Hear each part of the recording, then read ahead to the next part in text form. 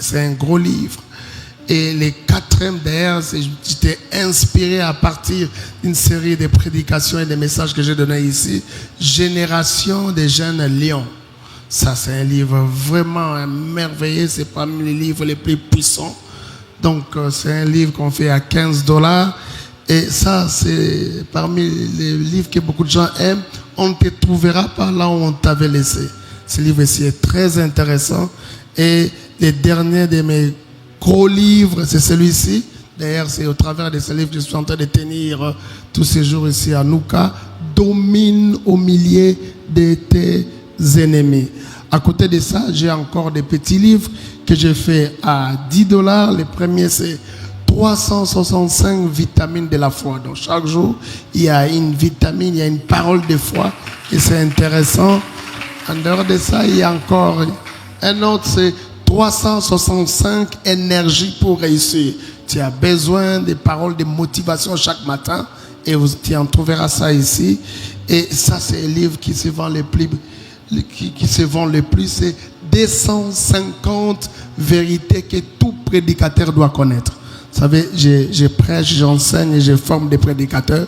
Et j'ai essayé de réunir comme ça 250 vérités pour tout prédicateur. Et ça, c'est vraiment mon joyau. C'est un livre récent. 250 révélations sur l'onction. Et en ramassant, j'ai quand même essayé de prendre quelques citations et révélations du prophète Joël Francis. Il trouvera ça ici. Donc il ne faut pas être étonné qu'il y a certaines de tes citations qui se trouvent ici. Parce qu'on ne peut pas parler de l'onction sans parler du prophète Joël Francis.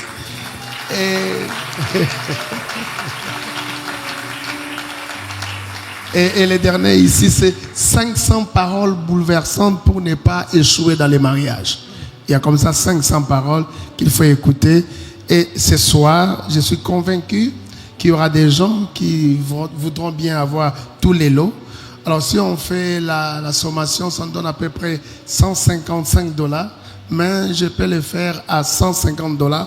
J'ai juste besoin de quelques personnes qui peuvent prendre les tout. Peut-être 5 ou 10 personnes qui peuvent prendre les tout. C'est à $150 et les autres peuvent carrément aller prendre derrière parce que je n'ai pas assez de temps. Est-ce qu'il y a des gens qui peuvent prendre les tout comme ça là? Ah, merci beaucoup, merci prophète, merci de m'encourager. Est-ce que je peux avoir une deuxième personne? Est-ce qu'on peut m'amener les livres s'il vous plaît? Je peux avoir une deuxième personne s'il vous plaît? C'est $150. Si on peut s'arranger ici à l'église, peut-être que vous avez l'argent à la maison et qu'ici à l'église on peut s'arranger facilement. Vous pouvez venir prendre les livres et les protocoles de l'église, les pasteurs qui sont là. Vous pouvez m'aider à récupérer l'argent peut-être après. Donc, est-ce qu'il y a une deuxième personne comme ça? $150, vous avez tous les livres. Ah, vous pouvez venir. Merci. Merci d'avancer. Je peux avoir comme ça 5 personnes, s'il vous plaît. 150 personnes. Oh. Est-ce qu'on peut acclamer les seigneurs? Ça, c'est une bonne manière de m'encourager. Hein? Wow, wow, wow, wow. Est-ce que je peux avoir encore 2 ou 3 personnes? Ah, merci. Wow, wow, wow, wow. Est-ce qu'on peut avoir encore une autre personne comme ça? Est-ce qu'on peut avoir encore une autre personne? Est-ce que tu peux courir facilement, frère? Merci, merci, merci, merci. Gloire au Seigneur. Qui encore? Ce livre ici, je l'ai fait. Le total, en fait, ça donne 210 $. Parce que le livre, je l'ai fait à $20. Mais ici, je l'ai fait à $15.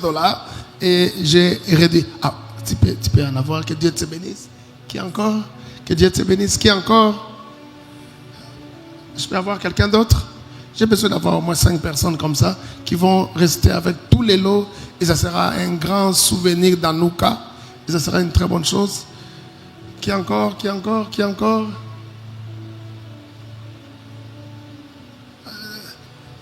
Sinon les autres vous pouvez aller, n'est-ce pas, retrouver les livres derrière. Il y a au service de la presse, on va facilement vous communiquer les livres. Nous pouvons lever nos mains. Juste la main droite, s'il vous plaît. Dites avec moi, spiritualité de la domination. Est-ce qu'on peut dire à haute voix, spiritualité de la domination?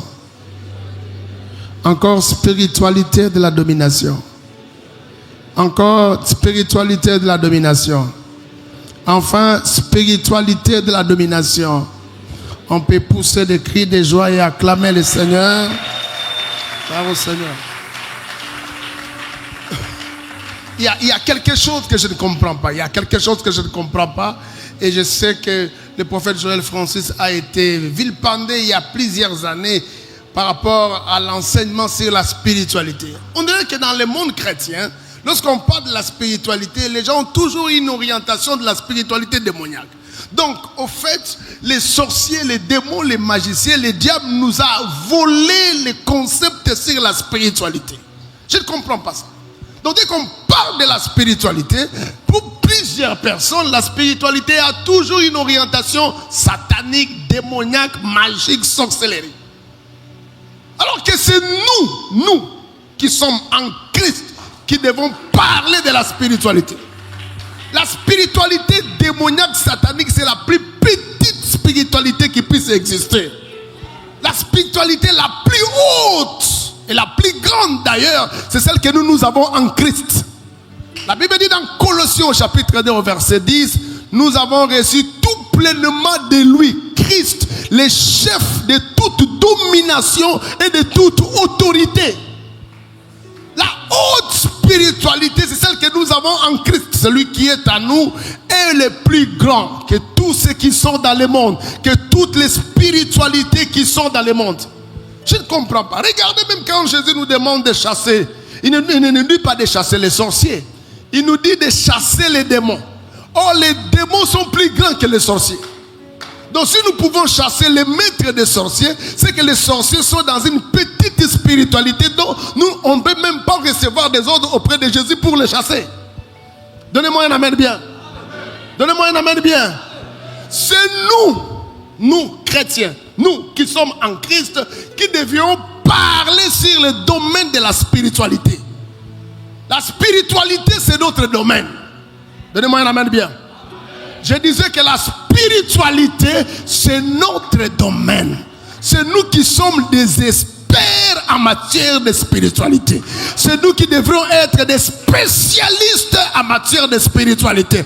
La spiritualité, c'est une très petite spiritualité. Un jour, il y avait un diacre qui, à cause de son talent, de sa flamme d'évangélisation, était allé évangéliser où? À Samarie. Et son nom c'est Philippe.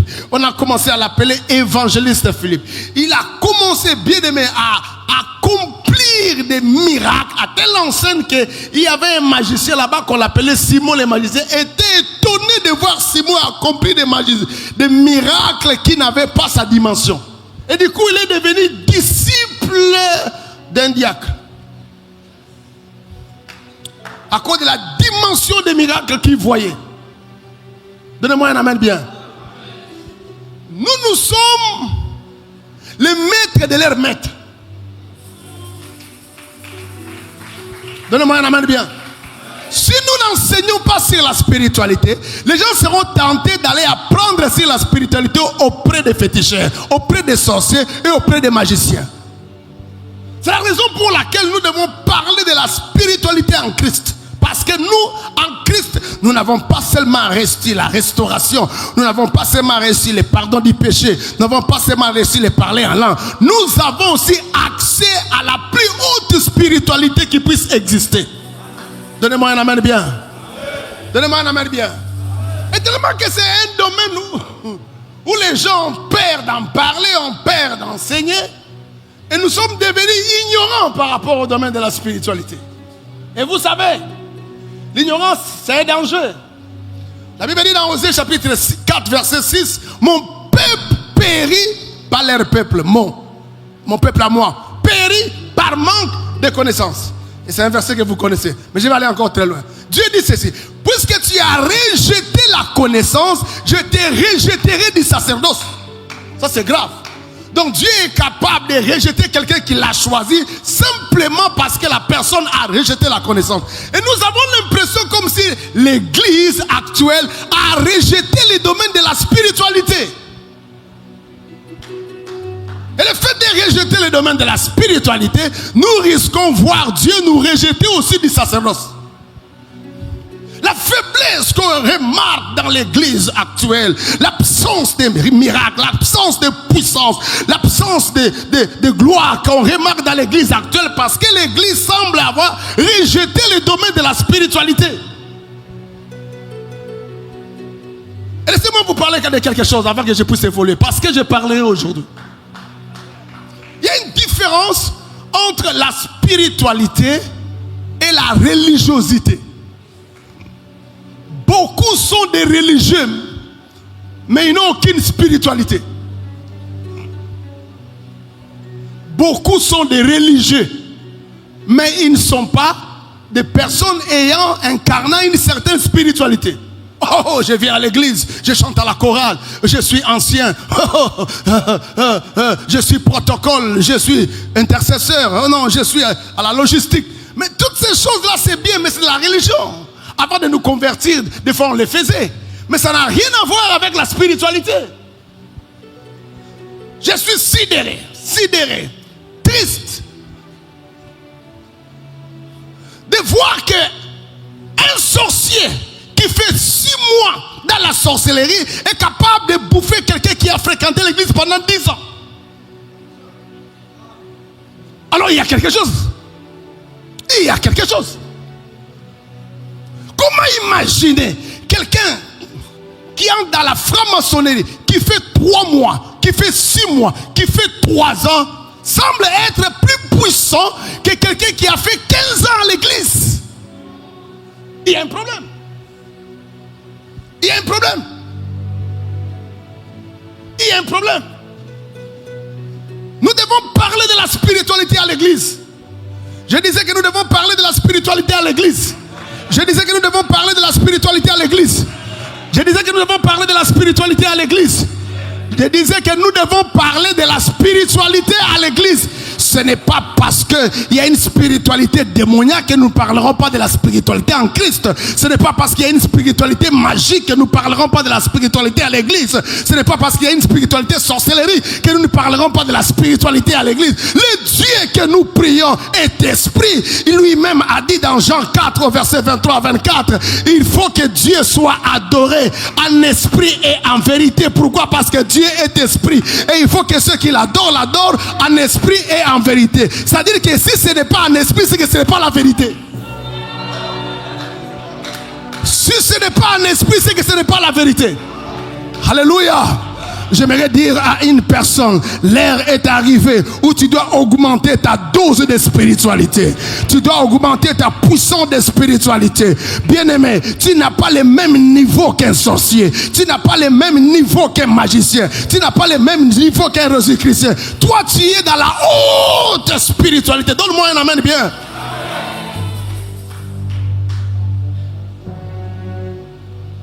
La Bible nous relate l'histoire de 2 personnes.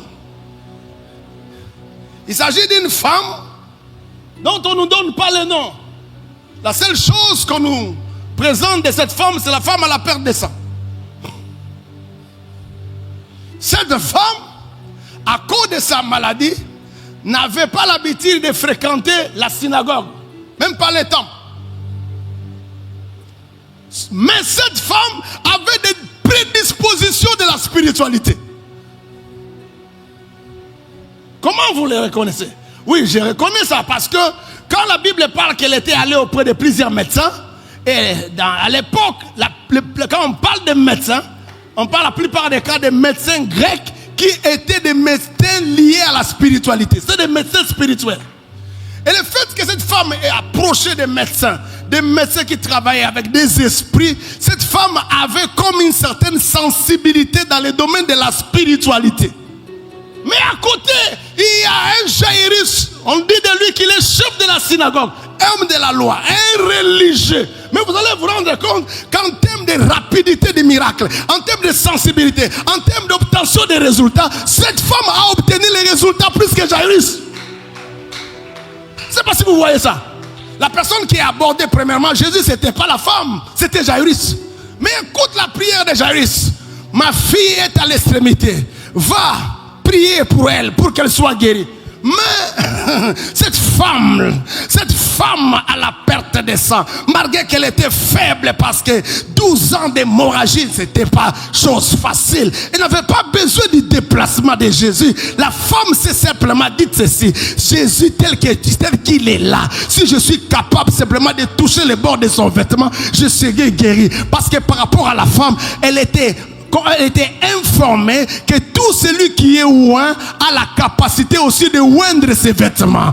Tout celui qui est oint a la capacité de répandre l'onction dans tout ce qu'il touche et partout il peut se mettre. Et cette femme avait l'information que les habits que portait Jésus avaient une onction pour guérir et arrêter l'hémorragie de sa maladie. Bien-aimé, ça c'est une autre dimension dans la spiritualité. Vous ne pouvez qu'avoir une certaine spiritualité pour avoir de tels genres d'informations, pour avoir de tels genres de sensibilité. Alors qu'on ne pouvait même pas la recevoir. Elle ne pouvait même pas demander d'audience.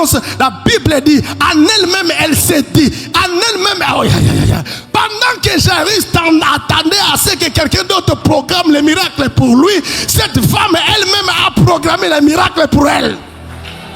Quand tu atteins une certaine dimension de spiritualité, personne ne programme un miracle pour toi. C'est toi-même qui programme les miracles pendant que Jésus est présent. Et ce soir, n'attends pas que quelqu'un programme un miracle pour toi. Toi-même, tu peux programmer ta guérison aujourd'hui. Tu peux programmer ta guérison aujourd'hui. Tu peux programmer ton miracle aujourd'hui. Tu peux programmer ta délivrance aujourd'hui. Et si tu le crois, donne-moi un amen bien. Elle est passée par derrière. Elle a touché les bords des vêtements de Jésus. Et la Bible dit quoi?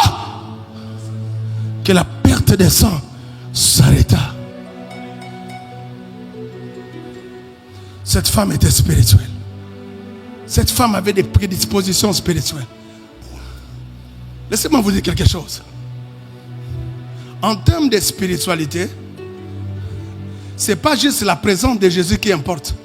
Mais ce sont aussi tes prédispositions liées à la spiritualité qui travaillent. Vous allez vous rendre compte que des gens qui ont côtoyé, qui ont fréquenté le monde de la spiritualité avant même la conversion sont plus sensibles aux choses spirituelles que des personnes qui sont venues des églises.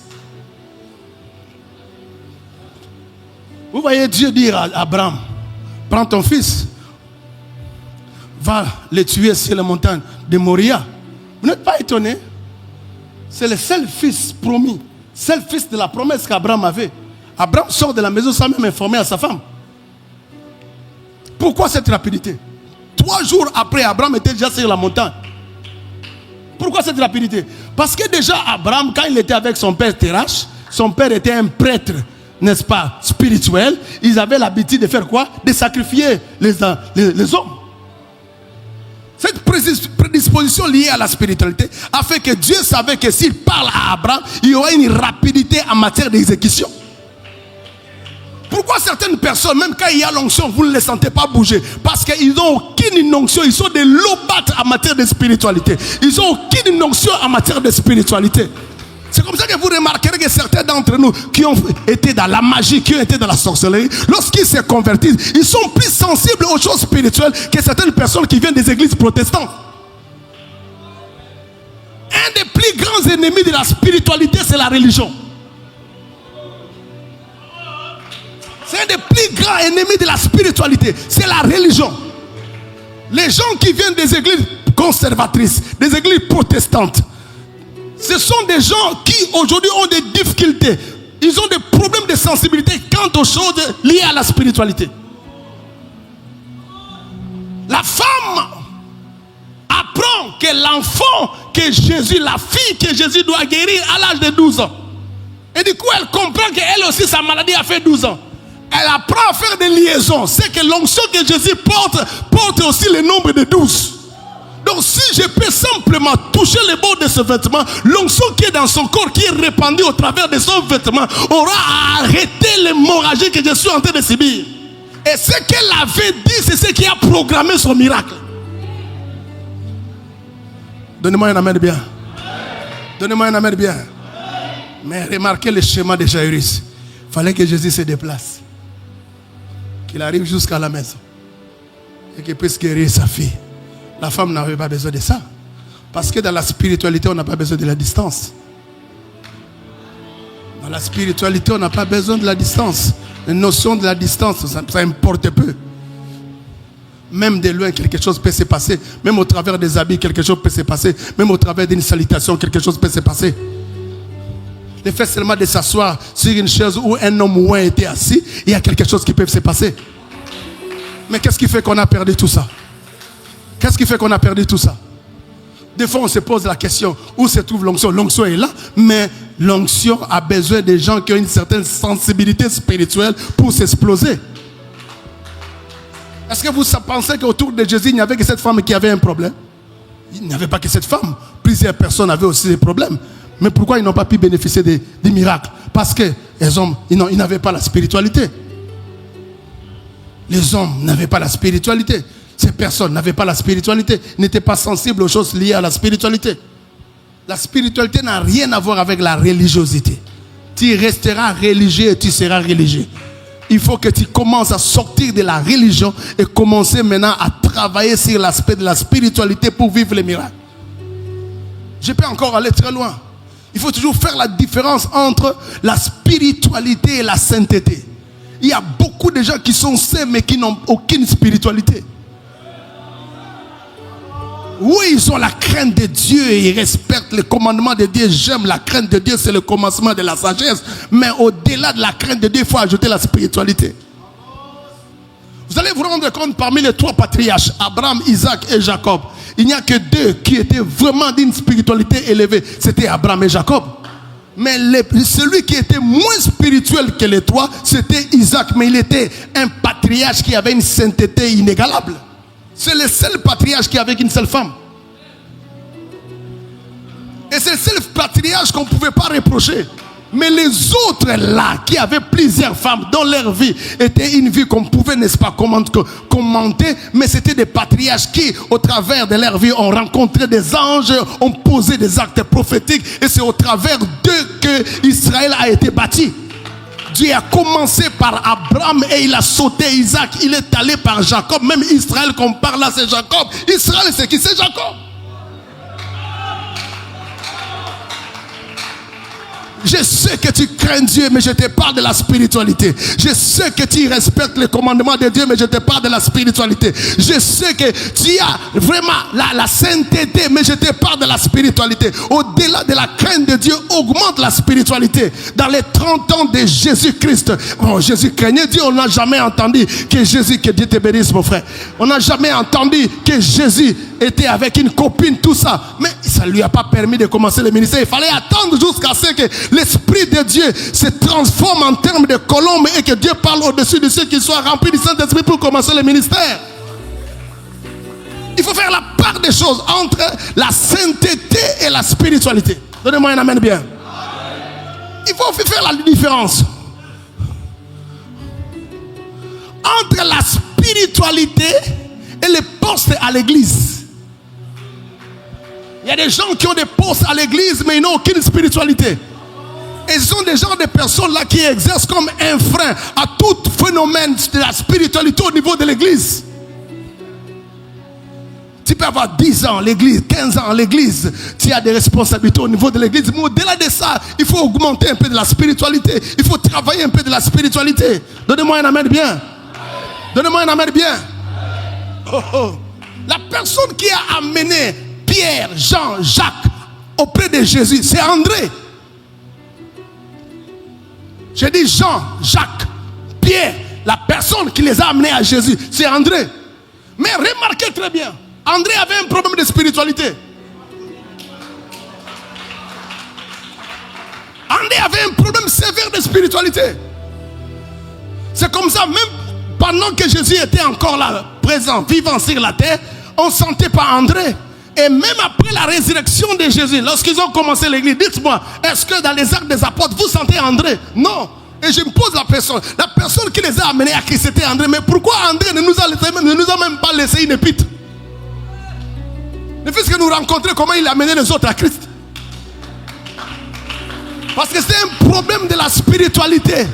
Ne garde pas seulement l'ancienneté et que moi je connaissais les prophètes avant vous. Je connais la porte des cieux avant vous. J'ai commencé à fréquenter la porte des cieux avant vous. Mais bien aimé, au-delà de ça, il faut augmenter de la spiritualité. C'est la spiritualité qui amène la différence. C'est la spiritualité qui amène l'accélération. C'est la spiritualité qui fait de toi un homme et une femme d'impact. C'est la spiritualité qui fera en sorte que tu puisses dominer dans tout ce que tu fais. Donnez-moi un amen bien. Dites avec moi spiritualité. Il faut faire la différence entre la spiritualité et l'ancienneté. Il y a certaines personnes qui sont anciennes à l'église, mais il n'y a aucune spiritualité. J'aimerais dire à une personne, même la nouvelle naissance nous donne accès dans l'univers de la spiritualité, mais il faut grandir. Ah mais oui, il y a beaucoup de gens qui pensent que la nouvelle naissance, c'est le point d'arrivée dans les expériences spirituelles. Non, c'est le point de départ des expériences spirituelles. C'est pourquoi on dit, si tu n'es né d'eau et d'esprit, tu ne peux entrer. Mais tu es au niveau de la porte. Tu entres dans les royaumes, mais tu es au niveau de la porte. Il faut entrer, il faut pénétrer, trouver des couloirs, des chambres où tu peux faire des manifestations, des rencontres, des expériences spirituelles avec les anges, où tu as la capacité de voir des choses que l'homme ne peut pas voir, atteindre la dimension des gens qui est capable de recevoir tout un livre dans la vision. Tu as la dimension de faire des expériences, des extases avec Dieu. Tu ne peux pas rester à la porte. On dirait que je parle à quelqu'un. C'est Anouka, que vous le voulez ou non. Ici c'est Anouka. Je parle à quelqu'un. Ici c'est Anouka. Et pendant que je parle, cette année c'est ton année de la domination. Parce que ne peut dominer que celui qui a une certaine spiritualité. Faisons l'homme à notre image, selon notre ressemblance, et qu'il domine.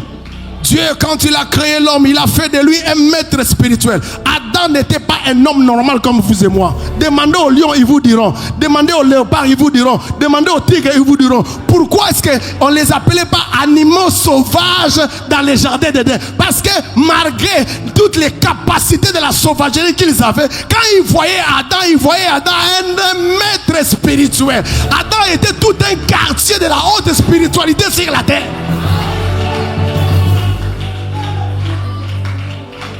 On dirait que je parle à quelqu'un. On dirait que je parle à quelqu'un. Mais comment les gars étaient nés mais ne savaient pas qu'il était né? Parce que tout ce qui est extérieur n'affectait pas ce qui était intérieur en lui. Tout son monde était dirigé par l'intérieur. Je disais que tout son monde était dirigé par l'intérieur. Tout son monde n'était pas affecté par l'extérieur. C'est comme ça qu'il était né, mais il ne voyait pas. À partir de l'intérieur, Adam voyait qu'il était couvert. Il était couvert de quoi? Il était couvert de la gloire de Dieu. C'est pourquoi Romains 3, 23 dit ceci. Car tous ont péché et sont privés de quoi? Sont privés de quoi?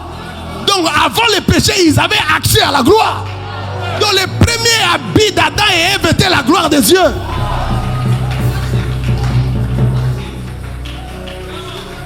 C'est comme ça que je continue à dire. Adam ne nageait pas, mais Adam marchait sur l'eau. Parce que tu ne peux pas dominer sur les poissons pendant qu'ils sont en train de nager. Toi aussi tu es en train de nager. Si Adam dominait sur les poissons, il avait un peu plus que les poissons. Tu ne peux pas dominer sur les oiseaux si tu n'es pas capable de voler comme eux. Tu ne peux pas dominer sur les animaux si tu n'es pas capable de les dominer dans tout ce que tu fais. Il était tout un quartier de la spiritualité. Donnez-moi un amen bien. Non, vous ne comprenez pas. On peut recevoir la vision de Dieu sans être spirituel. On peut recevoir la vision, la mission, le fardeau. On peut avoir la volonté de servir Dieu sans avoir l'habillement de la spiritualité. Et pendant que vous me regardez, je vais interroger Moïse. Je lui pose la question. Toi, comment tu avais fui? Il me dit, j'avais la vision, oui. J'avais entendu Dieu, oui. J'avais le fardeau, oui. Mais j'ai fui qui? J'ai fui Pharaon. Mais pourquoi toi, tu dois fuir Pharaon? Vous ne connaissez pas Pharaon. Le Pharaon que vous voyez là, c'est un Dieu. Et moi, en termes de spiritualité, je ne pouvais pas m'égaler à Pharaon. C'est comme ça, lorsqu'il fuit, ce n'était qu'un match aller. Dieu avait prévu un match retour. Et lorsqu'il y a un match retour, Dieu l'établit comme un Dieu pour rencontrer un Dieu. Dieu l'établit comme un Dieu pour affronter un Dieu. Oh, je parle. Cette année, ce ne sera pas un homme qui va les affronter, mais ça sera un Dieu qui va les affronter. Cette année, ça ne sera pas un homme qui va parler avec eux, mais ça sera un Dieu qui parlera avec eux. Cette année, ça ne sera pas un homme qui va prêcher, mais ça sera un Dieu qui va prêcher. Cette année, ça ne sera pas un homme qui va exhorter, mais ça sera un Dieu qui va exhorter. Pharaon a des problèmes.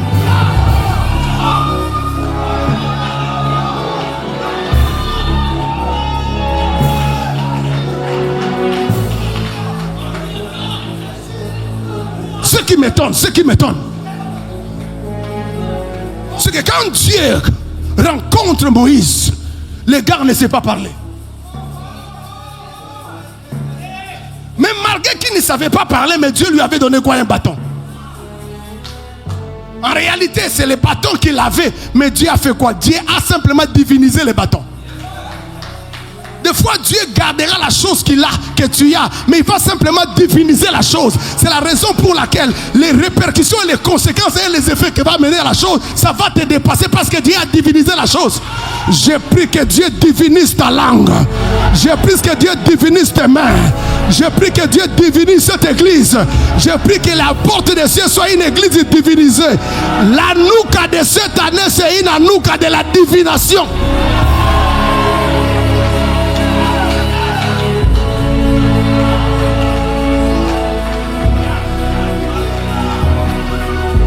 Je parle.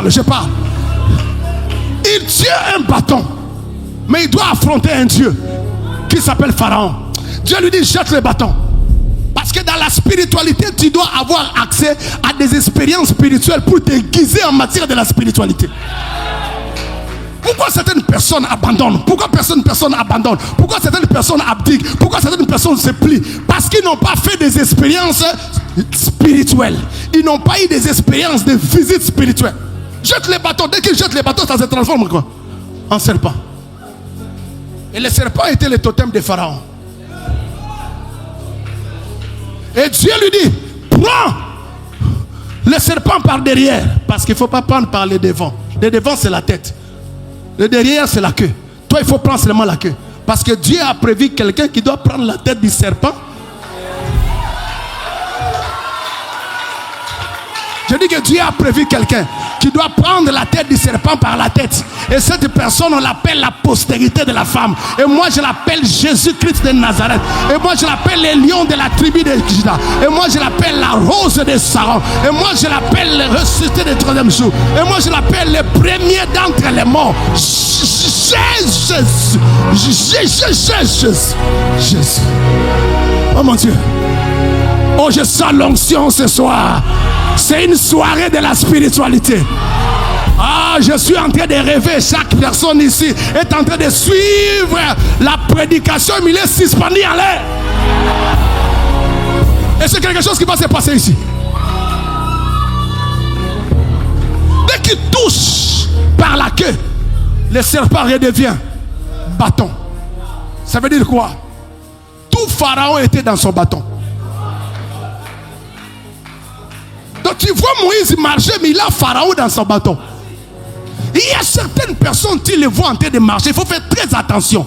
Ils ont tout un système dans leur bâton. Ils ont tout un système dans leur don. Ils ont tout un système dans leur onction. Ils ont tout un système dans leur prédication. Ils ont tout un système dans leur prière. Et là où ça me choque, c'est quand Moïse dit à Dieu qu'il ne sait pas parler. Dieu dit, appelle ton frère Aaron. Lui va parler à ta place. Mais moi je m'attendais à ce que lorsque Moïse dit à Dieu qu'il ne sait pas parler, que Dieu change de libérateur.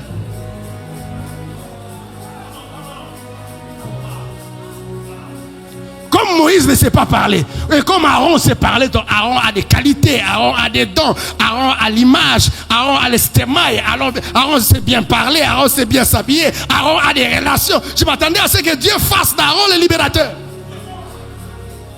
Mais Dieu a dit, Aaron sera ton prophète, mais toi tu seras Dieu. Ce n'est pas un problème de savoir parler, le problème c'est le niveau de la spiritualité. Ce n'est pas un problème de savoir prêcher, le problème c'est le niveau de la spiritualité. Ce n'est pas un problème de faire tomber les gens, le problème c'est le niveau de la spiritualité. Ce n'est pas un problème de français, le problème c'est le niveau de la spiritualité. Jésus a dit, l'Esprit du Seigneur, pas la beauté est sur moi, pas le français est sur moi, pas l'argent est sur moi, oh, pas la prière est sur moi, mais l'Esprit du Seigneur est sur moi. Ce soir, Dieu va te remplir de son onction. Tu sortiras de ce lieu, inondé, rempli de la puissance de Dieu. Il y aura un autre revêtement dans ton ministère, il y aura un autre revêtement dans ta vie de prière, il y aura un autre revêtement dans ta façon de chercher Dieu. Si tu crois, cela, donne-moi un amen. Pendant que je parle, il y a des gens qui sont en train de tomber. Pendant que je parle, il y a des gens qui sont secoués par l'Esprit. Dieu est en train de faire des choses incroyables ce soir en ce lieu.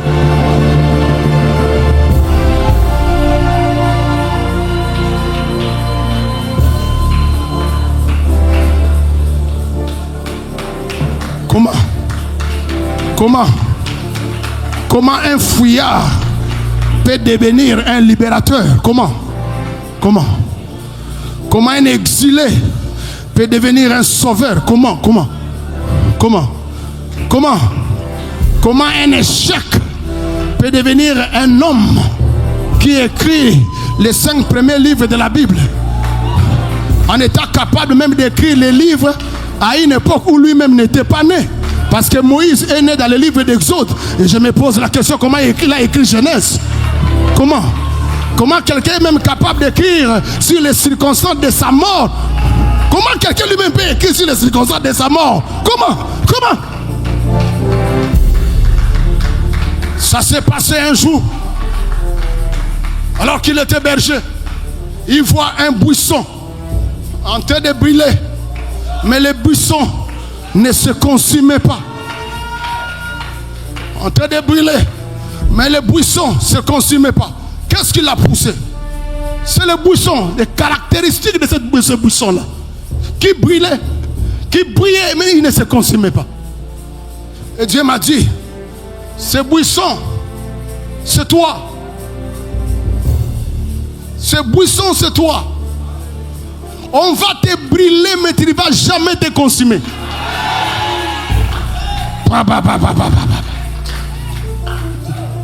Quand vous voyez quelque chose qui se brûle et qui ne se consume pas, c'est que nous sommes dans le domaine de la spiritualité. Parce que dans le domaine du matériel, c'est impossible. Donnez-moi un amen bien. Et Dieu m'a dit de te dire que c'est toi qui es ce buisson-là. Accepte d'être brûlé, mais n'accepte pas d'être consumé. Accepte d'être insulté, mais n'accepte pas d'être consumé. Accepte d'être abandonné, mais n'accepte pas d'être consumé. Accepte d'être chassé, mais n'accepte pas d'être consumé. Tu es de la race des gens que les problèmes ne peuvent consumer, que les injures des gens ne peuvent consumer, que les attaques de tes ennemis ne peuvent consumer. Donnez-moi un amen bien. Combien d'entre vous savent que ces buissons, avec ses bras, nous révèlent le phénomène de 3 Hébreux qui étaient dans la fournaise ardente?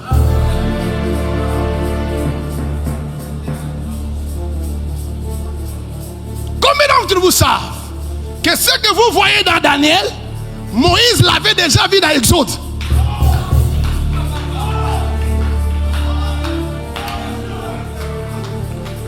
Pourquoi ils n'avaient pas peur d'entrer dans la fournaise? Parce que déjà avec les Goko Moïse, les grands-pères Moïse, ils avaient déjà vu qu'il y a du feu, il y a de la fournaise ardente, mais les gens ne sont pas consumés. Et pour prouver la voix que Moïse avait entendue dans les buissons, cette voix s'est transformée en chair. Elle est descendue, parce que je parle de la voix en termes de la chair humaine dans la fournaise ardente. C'est le 4e homme. Je parle. N'accepte pas de te prosterner. Ils peuvent te jeter, mais tu as la révélation du buisson. Ils peuvent t'injurier, tu as la révélation du buisson. Ils peuvent te priver l'argent, mais tu as la révélation du buisson. Ils peuvent t'interdire certaines choses, mais tu as la révélation du buisson. Ils peuvent t'interdire l'accès à l'argent, mais tu as la révélation du buisson. Ils peuvent t'interdire certaines relations, mais tu as la révélation du buisson. On te jettera, mais tu ne seras jamais consumé.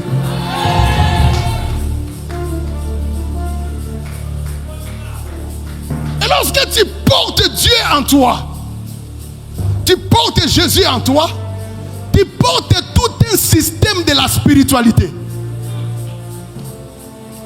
Avoir Jésus, c'est l'intégration de tout un système de la spiritualité.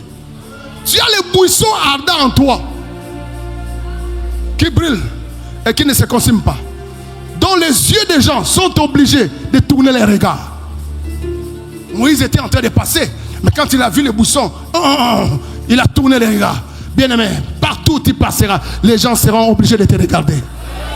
Je le déclare dans le nom de Jésus, que ce soit en Afrique ou que ce soit en Europe, que ce soit en Océanie ou que ce soit en Amérique, que ce soit en Asie, partout où tu travailleras, partout où tu passeras, tous les lieux où fouleras les plantes de TP, au cours de cette année 2025, les gens seront obligés de tourner les regards vers toi. Tu deviens tout un parc d'attractions. J'ai dit que tu deviens tout un parc d'attractions. Les gens sont obligés de te regarder. Tu es comme la prophétie dont on avait fixé sur Jésus, que tout œil le verra. À partir d'aujourd'hui, tout œil te verra. Quand tout œil commence à te voir, c'est que la saison du mépris a fini. La saison d'être humilié est passée. La saison d'être moqué de toi est passée. La saison de la pauvreté est passée. La saison de célibat est passée. La saison de masque de vieillesse est passée. La saison de masque de pauvreté est passée. La saison où on t'appelait insignifiant est passée. Et Dieu est en train de changer la saison de ta vie. Et si tu crois à ce que j'ai dit, donne-moi un amen qui me fait du bien.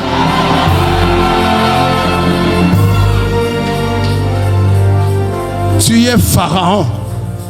Tu es Dieu. Mais deux minuscules. Et Dieu dit à Moïse, je te fais Dieu devant Pharaon. Ce qui m'étonne, les deux là, c'est des majuscules. Alors je vais demander à tous les exégètes, à tous les lecteurs de la Bible, je suis étonné que les deux là n'est pas minuscule. Le deux là est majuscule. Je fais de toi Dieu. Donc quand tu rencontres Pharaon, ce n'est plus le problème de toi avec Pharaon. Maintenant, c'est mon problème à moi avec Pharaon. Comme lui se croit Dieu, je vais lui faire voir qu'il y a un Dieu unique. Il y a un Dieu véritable. Il y a un Dieu qui est au-dessus de tout.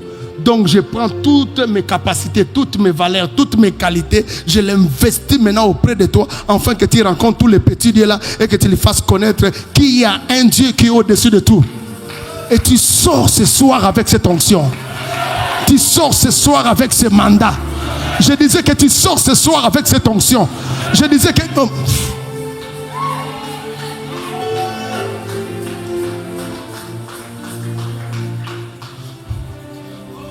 Il y a une forte onction ici.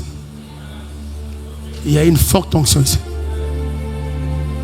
Je disais qu'il y a une forte onction ici. Je disais qu'il y a une forte onction ici. Ma soeur, lève-toi. Avance. Aujourd'hui, c'est ton jour. Dieu a vu ton cœur. Il y a de cela quelques années, les gens appréciaient tes prédications, mais toi-même tu te disais que ce n'était pas encore assez. Il y a de cela quelques années, les gens appréciaient ta façon de prier pour les malades, mais toi-même tu disais que j'ai besoin d'accéder à une dimension de miracle, à une dimension de surnaturel comme jamais auparavant. Amen. Et Dieu est en train de me dire, à partir d'aujourd'hui, les miracles qui vont accompagner ton ministère dépassera les miracles de Catherine Kuhlman. Amen. Ça dépassera les miracles de toute servante de Dieu que tu as toujours suivi. Je vois tout un revêtement de puissance. Amen. Et je vais compter jusqu'à 3. Je te vois recevoir un manteau qui vient du ciel. Et à partir de ça, tu seras troublé, touché. Je compte 1, 2, 3. Donnez-moi la gloire. gloire. Donnez-moi la gloire au travers des acclamations. Donnez-moi la gloire au travers des acclamations. Donnez-moi la gloire au travers des acclamations. Donnez-moi la gloire au travers des acclamations. C'est fort, c'est fort. C'est une réunion électrique. Oui, la dose d'onction est à un autre niveau. Je vous assure, la dose d'onction est à un autre niveau. Mon frère, viens. Ici.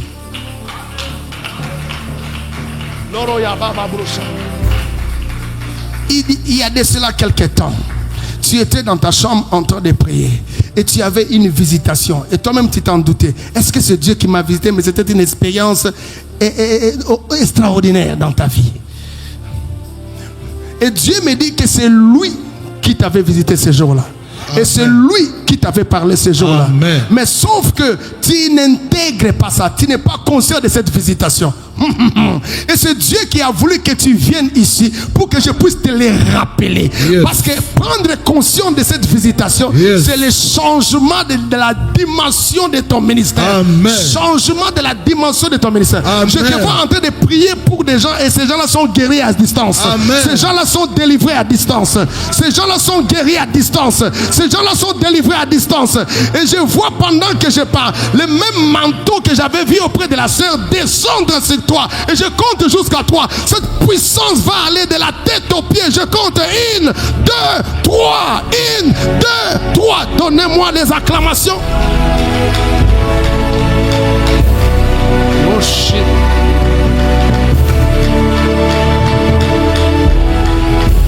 Cette réunion est électrique. Avance, docteur. Choproya. Cette réunion est électrique. Avance, docteur. Qu'est-ce qui se passe ici? Qu'est-ce qui se passe ici?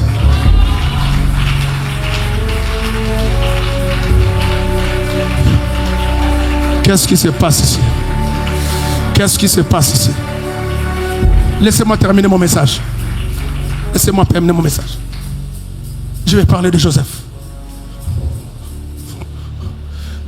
Tu n'as pas besoin de devenir vieux pour accéder à une dimension de la spiritualité élevée.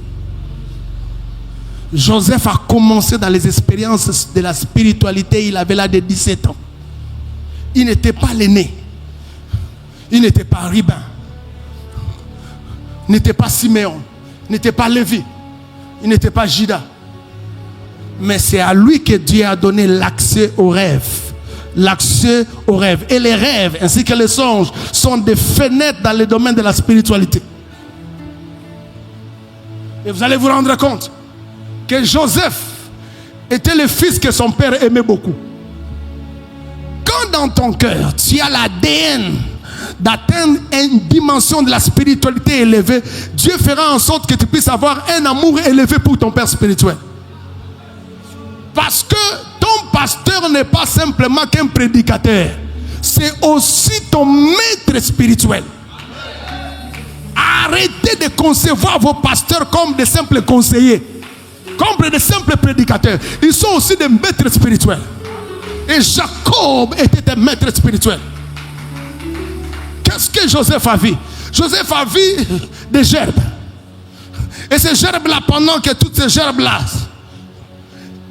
étaient là alitées, mais seul de Joseph s'éteint debout. J'aime cette expression de la Bible. Cela voudrait dire ceci. Quand tu évolues dans le domaine de la spiritualité, tu te tiendras toujours debout malgré les tempêtes. Ceci parle de la suprématie de la spiritualité sur toute autre chose. On cherchera à te faire écrouler, on cherchera à te faire tomber, mais la spiritualité que tu incarnes te fera toujours lever. Et je déclare ce soir, à cause de la spiritualité que tu as, tu te tiendras toujours debout. Malgré la crise, tu te tiendras toujours debout. Église, n'ayez pas peur. Nous sommes des êtres spirituels. Peu importe ce qui se passe dans ce pays, nous allons toujours nous tenir debout. Je J'ai dit que nous allons toujours nous tenir debout. Ses frères ont commencé à les haïr et à les jalouser. Tu ne peux pas avoir une dimension d'une spiritualité réelle sans être jalousé par les gens, sans être envié par des gens. Si ton niveau de spiritualité s'élève, tu vois pourquoi les gens ne te jalousent pas, les gens ne t'envient pas, les gens ne t'haïssent pas, parce que ta spiritualité est petite. Quand ta spiritualité deviendra comme cette gerbe-là qui s'éteint debout, les gens vont commencer toujours à t'haïr. Des fois, certaines personnes qui nous haïssent, ce n'est pas à cause de la beauté, ce n'est même pas à cause de la prédication, ce n'est même pas à cause des habits, ce n'est même pas à cause de la réussite. Ils ont détecté le niveau de notre spiritualité qui représente un danger pour eux. Et lorsqu'ils l'ont fait, Dieu était énervé. Dieu a donné maintenant un autre songe. Il a vu quoi? Les étoiles, la lune et le soleil se prosternaient devant lui. Il y a quelques années, je n'expliquais pas ça très bien, mais Dieu m'a donné une autre interprétation. Écoutez-moi bien. Le soleil domine le jour, n'est-ce pas? N'est-ce pas? La lune et les étoiles dominent la nuit, n'est-ce pas? Alors si devant toi, le soleil qui domine le jour, la lune et les étoiles qui dominent la nuit se prosternent devant toi, ça veut dire quoi? Ça veut dire quoi? Ça veut dire quoi? Tu es la personne qui domine le jour et la nuit. Oh, la seule personne qui domine le jour et la nuit, c'est Dieu. La seule personne qui domine le jour et la nuit, c'est Dieu qui a établi ces désastres. Oh, quand tu atteins la dimension de la spiritualité élevée, tu commences à évoluer dans les standards de Dieu. À telle enseigne que rien, les nuits et la jour ne peut te dominer. Je suis venu te dire, 1000 tombera à ta gauche, 10 000 à ta droite, mais tu ne seras pas atteint. Les flèches du jour et le soleil de midi ne te feront rien. Dieu t'a doté d'une puissance où en tout temps, rien ne peut te dominer. En aucune saison, rien ne peut te dominer. Il peut s'appeler Goliath, il peut s'appeler Pharaon, il peut s'appeler Belshazzar, il peut s'appeler Darius, à cause du fait que les jours et la nuit, toi tu domines sur tous ces astres, rien ne peut te dominer.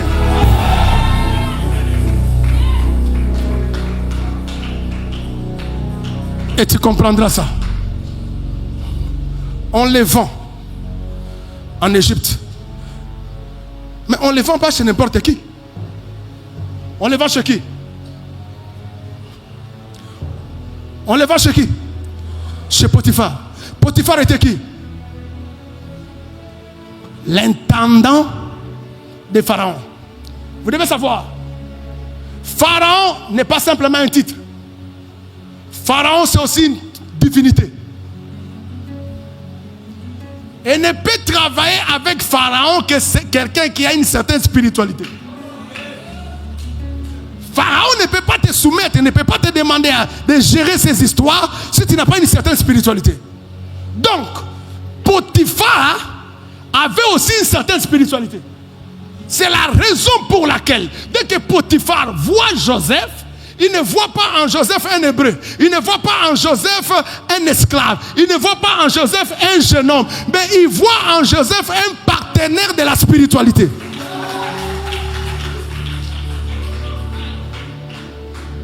Et qu'est-ce qu'il fait? Il lui confie la gestion de toute sa maison. Quand vous confiez à quelqu'un la gestion de votre maison, vous êtes convaincu que cette personne a de la spiritualité plus que vous.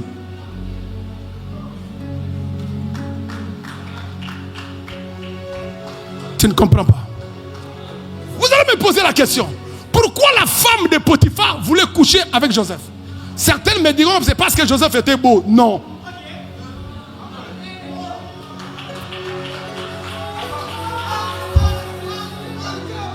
Joseph avait beaucoup d'avantages, beaucoup de barrières pour ne pas coucher avec la femme de Potiphar. Un, jeune homme. 2 hébreux, 3 esclaves, 4 domestiques. Donc même sur le plan cosmétique, hein, il n'avait pas le poids de la femme de Potiphar. Mais pourquoi cette femme-là cherchait à coucher avec Joseph? J'ajoute, une femme mariée ne peut pas coucher avec un autre homme si cet homme-là ne dépasse pas son mari. Si tu es moins que mon mari, je n'irai pas avec toi. Si tu es l'équivalent de mon mari, je préfère garder mon mari.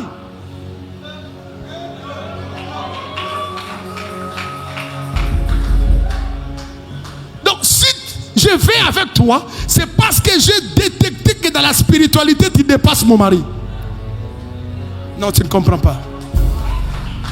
Ce que les gens avaient vu après, ce que les gens avaient découvert après, Joseph en train de diriger tout l'Égypte, la femme de Potiphar avait déjà vu ça avant.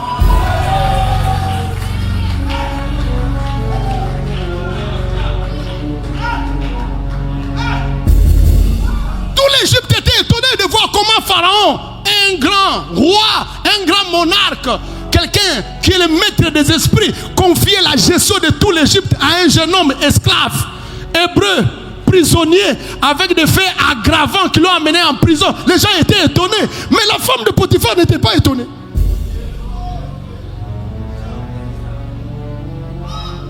Vous voyez Joseph, mais lui voyait tout un quartier de la spiritualité, tout un géant de la spiritualité entré en Égypte. Mais pourquoi il voulait coucher avec Joseph? La femme de Potiphar étant elle-même spirituelle. Parce qu'en Égypte, le mariage s'est passé sur base de la spiritualité. C'est comme ça que quand on prend Joseph, on le confie à une femme, à la fille d'un prêtre. Connaissant que Joseph avait une certaine spiritualité, il ne pouvait pas épouser n'importe qui. C'est comme ça que Pharaon l'avait suggéré d'épouser la fille d'un prêtre. Donc le premier critère du mariage en Égypte était lié à la spiritualité. Donc quand vous voyez la femme de Potiphar, vous devez savoir qu'elle avait la même spiritualité que Potiphar.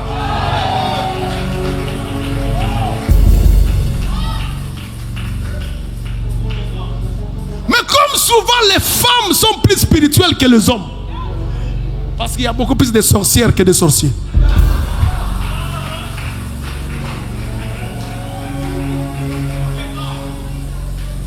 La femme voulait augmenter de puissance en couchant avec Joseph. Parce que le sexe c'était un marché de transactions spirituelles.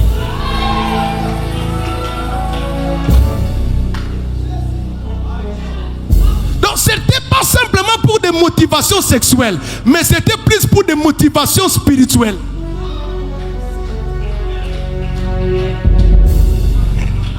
Mais c'est qu'elle avait oublié que la personne qui était devant toi, c'est celui devant qui le soleil, la lune et les étoiles se prosternent. Et toi, tu n'as même pas encore atteint la dimension de la lune. Toi, tu n'as même pas encore atteint la dimension des étoiles. Toi, tu n'as même pas encore atteint la dimension du soleil. Alors moi, Joseph, je ne peux pas me prosterner devant toi. Je suis en train de te dire aujourd'hui, la spiritualité que nous avons, c'est une spiritualité qui nous amène à évoluer au standard de Dieu, à évoluer à la dimension de Dieu. À partir d'aujourd'hui, la lune, le soleil et les étoiles vont se prosterner devant toi. Vont se prosterner.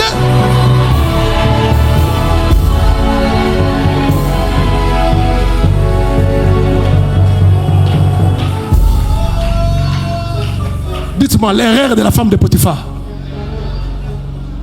c'est de pousser Joseph d'aller en prison. Ce que l'elle appelait prison, Joseph appelait ça antichambre qui me conduit au trône. Parce qu'en réalité, on peut emprisonner la chair, mais on n'emprisonnera pas la spiritualité.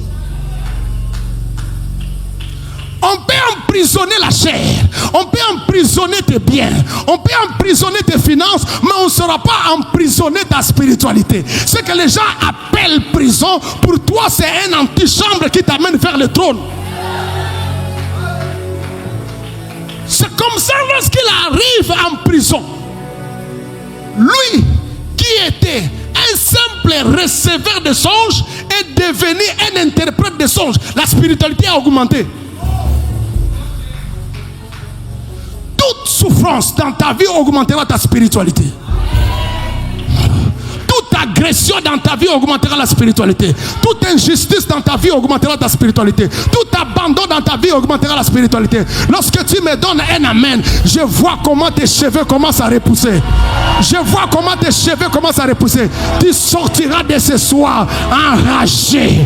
Tu sortiras de ce soir en colère. Tu sortiras de ce soir nerveux. Tu dois atteindre une dimension où tu regardes des gens et les gens sont en train de tomber. Tu dois atteindre une dimension où tu arrives quelque part et les sorciers changent d'adresse. Tu sortiras de ce soir enragé, en colère, en colère. Je dis en colère, en colère, en colère.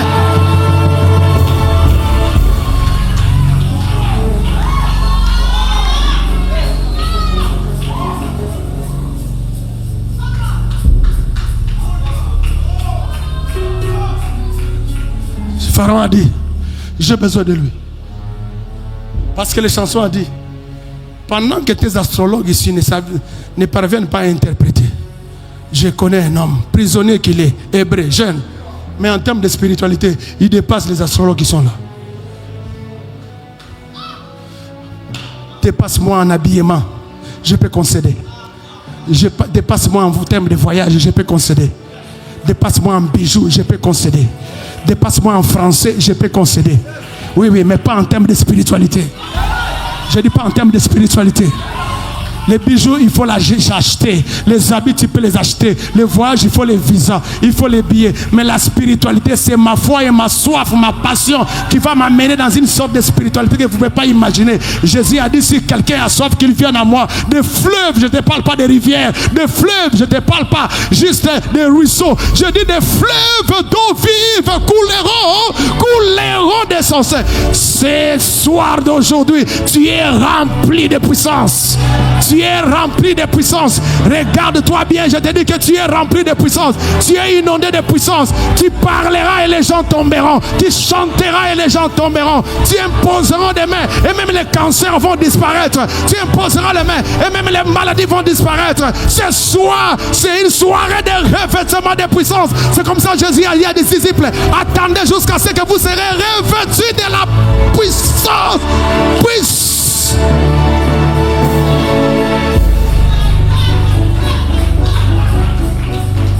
Je parle.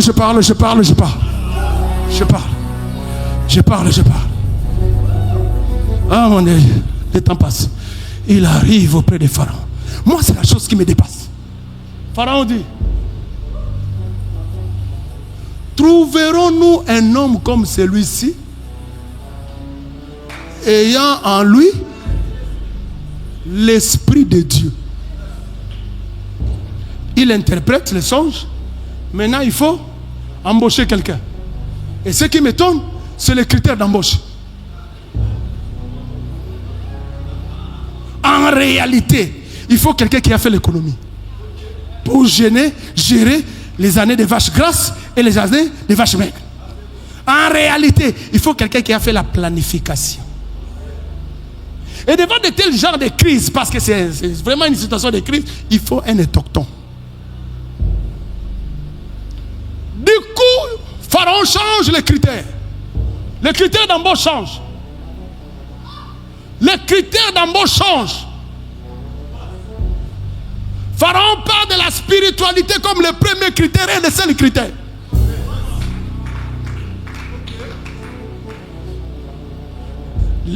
Quand je te parle de Pharaon, ce n'est pas son premier mandat.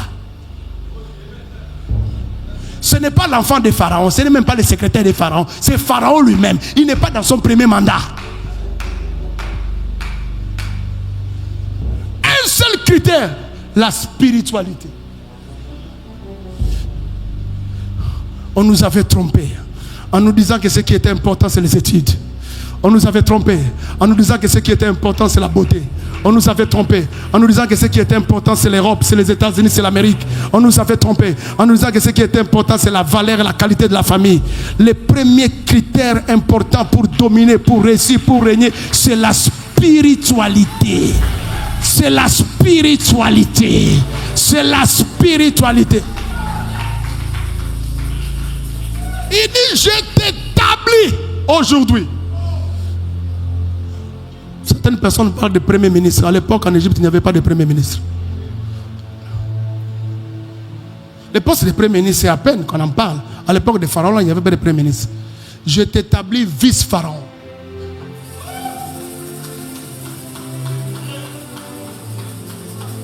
C'est les premières personnes sur la terre qui portent le titre de pharaon, mais qui est un étranger. Pourquoi? La spiritualité. La spiritualité. Il dit, c'est seulement le trône qui va me séparer de toi. Quand Pharaon parle en disant que c'est seulement le trône qui va le séparer avec Joseph, c'est que Pharaon s'est rendu compte que Joseph est plus spirituel que lui. Quelqu'un qui n'a pas un CV éloquent, qui n'a pas un cursus établi, on ne peut pas lui confier la gestion de tout un royaume.